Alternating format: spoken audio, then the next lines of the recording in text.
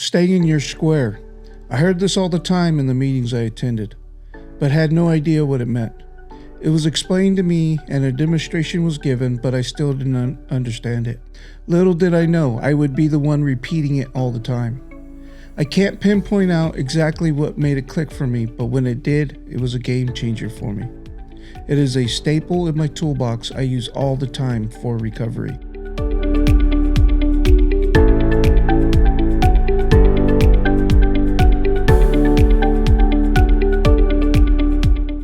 Before I get into what staying in your square means, please subscribe to Recovery with Sam. In addition to these tips, I also host a podcast on this channel. I will put a link up at the top.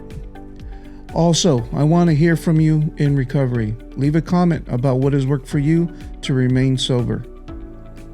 Stay in your square basically means mind your own business, but it's so much more than that. It means to focus my attention on the things in my direct control. As alcoholics and addicts, we have used substances to deal with and handle anything that comes our way. Anxiety we have about situations around us causes us to drink and use drugs. We need to know that our feelings might be valid, but that doesn't make them true. Try to find what the evidence is for the way we are feeling, and we can start to see those feelings for what they are, which is hard. If we don't stay in our square, it can cause anxiety in us. Anxiety will hit us if we worry about future situations, future problems, or future outcomes. I heard it referred to as future tripping in meetings I attend. When on a future trip, we jump ahead and step outside of the square to get to that person, place, or thing, and we skip today's steps. I stay in my square by handling today's steps, not by worrying about tomorrow's. It's not a reality today. Keep your side of the street clean, which means you are doing your part in that situation. That may mean you're staying sober or actively seeking sobriety. Handle your side of the street and recognize what your role is, so you are doing your part. It also means taking ownership for your actions.